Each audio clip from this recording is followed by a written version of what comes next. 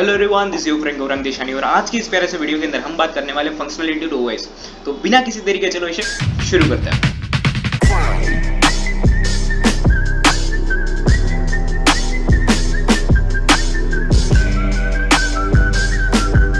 Functionality of OS क्या है?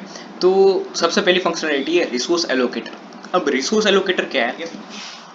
तो प्रोग्राम है वो रैम के अंदर है, तो वो प्रोग्राम को कितना रिसोर्सेज एलोकेट करने हैं वो ध्यान कौन रखता है? ओएस।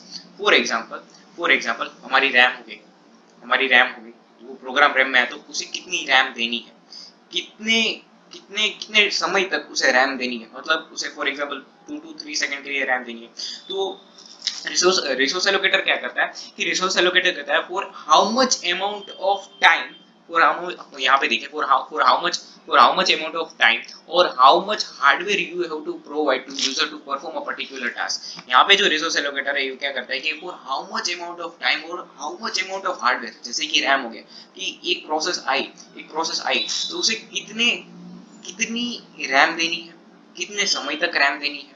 ठीक है, तो ये जो सारी चीज है, ये जो रिसोर्सेज है, जैसे कि रैम हो गया, प्रिंटर हो गया हार्ड, इनको कितनी समय तक प्रोसेस को रन करना है, प्रोग्राम को रन करना है, कितने टाइम तक रन, मतलब कितने समय तक रन करना है और कितना हार्डवेयर उसे प्रोवाइड करना है। जैसे कि रैम हो गया, फॉर एग्जांपल हमारे पास बहुत सारी प्रोग्राम्स रन कर रहे हैं हमारे रैम में, फॉर एग्जांपल 3 से 4 प्रोग्राम है, तो उसे कितनी रैम देनी है, कितने समय तक एक प्रोग्राम को रैम देनी है, ठीक है, कहाँ पे रैम देनी है। तो ये जो सारी चीज़ें, मतलब एक से ज़्यादा प्रोसेसेस आ जाते हैं या फिर एक से ज़्यादा प्रोग्राम हम रन करते हैं, तब यहाँ पे ओएस है वो वर्क करता है as resource allocator. For example हमारे पास एक प्रिंटर के अंदर बहुत सारे रिक्वेस्ट आई है कि यार भैया प्रिंटर भैया मुझे ये प्रोसेस रन करके दो, मुझे ये प्रोसेस रन करके दो, मतलब बहुत सारी प्रिंटिंग प्रोसेस, फॉर एग्जांपल 4 से 5 प्रिंटिंग की प्रोसेस आई, तो ओएस यहाँ पे वर्क करेगा एज रिसोर्स एलोकेटर। हमारे पास रिसोर्स कौन सा है? प्रिंटर का प्रोसेस है।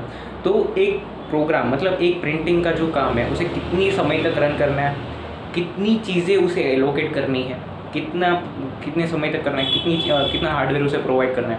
तो ये जो सारी चीज़ें है, ये जो रिसोर्स एलोकेशन का काम है, ये काम कौन करता है? हमारा ओएस करता है। तो मेरे ख्याल से अब आपको समझ में आया हो गया होगा कि रिसोर्स एलोकेटर वर्क करता है हमारा OS work as an resource allocator. ठीक है, अब दूसरी चीज़ देखते हैं, दूसरी चीज़ है क्या? देखने वाले हैं OS work as an manager. ठीक है, तो यहाँ पे देखो हम पढ़ने वाले हैं OS work as an process manager, OS work as an memory manager, OS work as an storage manager और OS work as an security और प्राइवेसी। बाय द वे हम इसे एक्सप्लोर करने वाले हैं आगे जाके, लेकिन यहाँ पे एक्सप्लोर करने से पहले थोड़ा टीजर देख लेते हैं। ठीक है, कोई भी ट्रेलर और मूवी निकलने से पहले उसका टीजर निकलता है, तो वही टीजर हम यहाँ पे देखने वाले हैं। हम इंट्रोडक्शन देख लेते हैं, बाद में आगे हम देखने वाले, इसे एक्सप्लोर करने वाले बड़े वे में। ठीक है, बड़े पर्दे के ऊपर दिखाने वाले फिर। तो इसका इंट्रोडक्शन देख लेते हैं। सबसे पहला मैनेजर क्या है? Process manager. OS work as an process manager. कैसे? तो फॉर एग्जांपल आपकी कंप्यूटर है, कंप्यूटर के अंदर 3 प्रोसेसेस एक साथ रन कर रही है। कितनी प्रोसेसेस रन कर रही है? 3 प्रोसेसेस एक साथ रन कर रही है। सबसे पहली प्रोसेस है गेम रन हो रहा है, दूसरी प्रोसेस है हमारे पास मतलब आप गेम खेल रहे हो, तीसरी प्रोसेस है आपको गेम के म्यूजिक में कोई इंटरेस्ट नहीं है, ठीक है, आपको अलग से म्यूजिक सुनना है, ठीक है, तो आप अलग से म्यूजिक सुन रहे हो। तीसरी चीज क्या है कि आप अपनी एक पीडीएफ खुली हुई है, ठीक है, आपने पीडीएफ खोली है, गेम खेल रहे हो और सॉन्ग सुन रहे हो। तो ये जो 3 प्रोसेस पीछे रन कर रही है बैकग्राउंड के अंदर, ये जो 3 प्रोसेस रन कर रही है, उस प्रोसेस को मैनेज करने का काम कौन कर रहा है? हमारा ओएस। ठीक है, तो हमारा ओएस यहाँ पे वर्क कर रहा है एज एन प्रोसेस मैनेजर।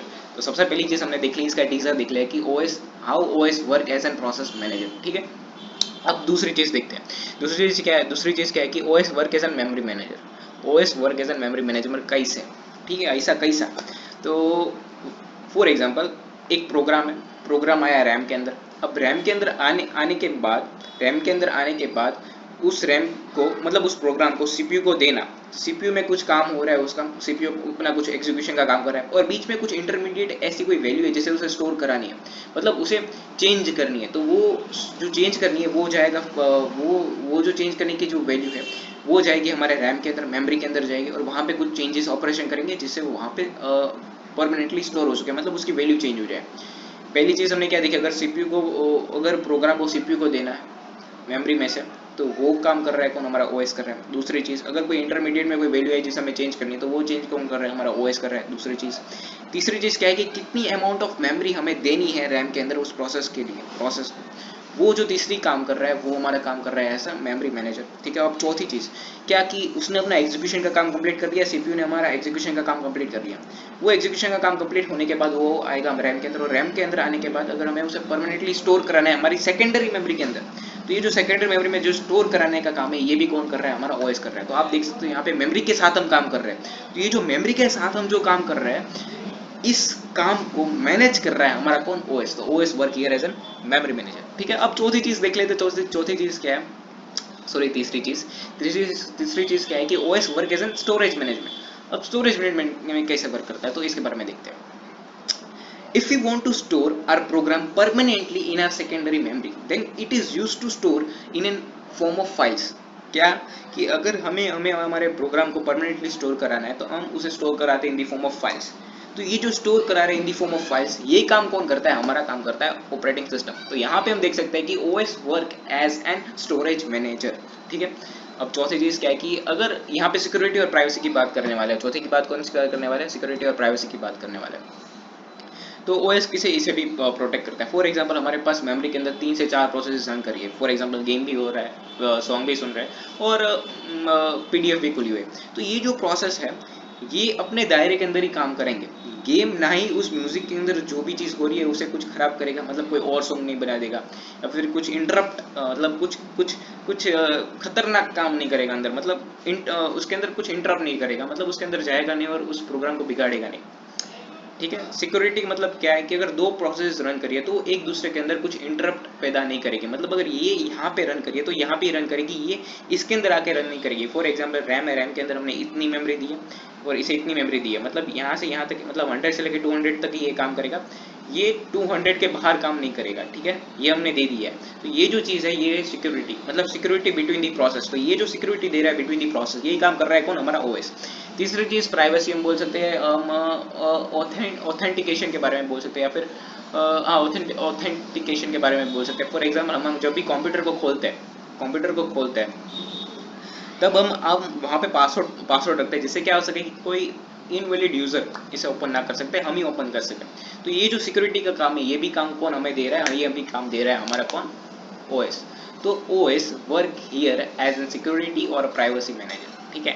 तो हमने देख लिया फंक्शनलिटी ऑफ ओएस। 2 फंक्शनलिटी, एक है रिसोर्स एलोकेटर, रिसोर्स को एलोकेट करने और उस रिसोर्सेज को मैनेज करने के, प्रोसेस को मैनेज करना, मेमोरी को मैनेजमेंट करना, सिक्योरिटी और प्राइवेसी को मैनेजमेंट करना, सेकेंडरी मेमोरी को मैनेज करना। तो ये जो सारी चीज़ें मैनेजमेंट का काम, ये है फंक्शनलिटी ऑफ ओएस। तो इसी के साथ इस वीडियो को यहाँ पे समाप्त करते हैं, मिलते हैं इसके नेक्स्ट वीडियो के अंदर, ठीक है। तो तब तक के लिए हैव अ गुड डे, सी या, टाटा, बाय बाय।